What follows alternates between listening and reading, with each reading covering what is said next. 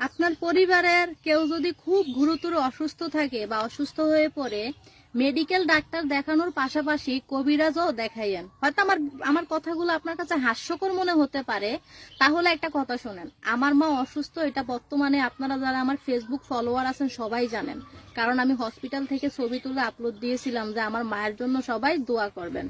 Facebook থেকে পাওয়া 14,600 টাকা নিয়ে আমি আমার মাকে নিয়ে কুচাইতলী হাসপাতালে গেছি। সেখানে পরীক্ষা নিরীক্ষা করার পর আমার তেমন কোনো বড় ধরনের রোগ আসে নাই, কিন্তু মা খুবই গুরুতর অসুস্থ হয়ে গেছে। এতটা অসুস্থ হয়ে গেছে যে বলার মতো ভাষা নাই।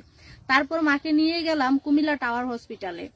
বাড়ি থেকে ফোন করে একজন থেকে 30,000 টাকা নিয়ে গেছে সুদে।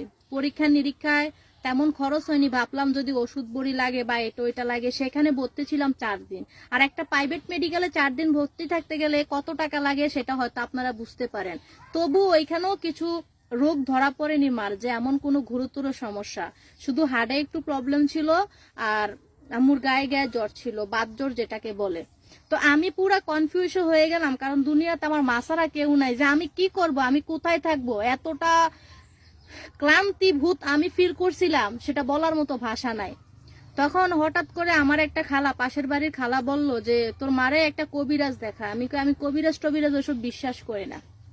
তারপরও ভাবলাম যে অনেক টাকাই তো অনেক জায়গাতে খরচ করলাম, নিয়ে যায়। উনি একটা মহিলা কবিরাজের কথা বলল, ওনার কাছে নিয়ে গেলাম। নেওয়ার পর বলল যে আমার মায়ের নাকি সমস্যা আছে। আমি বললাম কত টাকা লাগবে? বললো যে 4,000 টাকা লাগবে। আমি বললাম আমার কাছে অত টাকা নাই, আমি 3,000 টাকা দেবো। 3,000 টাকা দিছে, মাকে কি যেন এগুলা দিল। তারপর একটু পানি পড়া দিছে। পানি পড়া খাওয়ার সাথে সাথে আমার মার বমি হয়। বমি হওয়ার পর একটা কবজ বের হয়। বের হওয়ার পর আমার মা সুস্থ হয়ে যায়, বা সপ্তাহখানিক ট্রিটমেন্ট, আম্মাকে অন্যান্য ওষুধও খাওয়াই। যখন আম্মা সুস্থ হয়ে গেছে, বর্তমানে কিছুটা সুস্থ আছে, বিশ্বাস করেন ভাই, আমার কলিজাতে আমি মনে হয় এক্সট্রা একটা শান্তি খুঁজে পেয়েছি।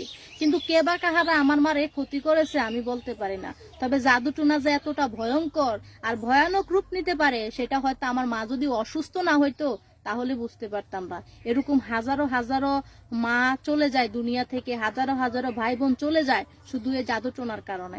আসলে আমি আগে ভাবতাম যে তাবিজ বা জাদুটোনা বলতে কোনো কিছু নাই, কিন্তু আমি আজ নিজের চোখে প্রমাণ পেলাম যে আসলে জাদুটোনা বলতেও কিছু আছে।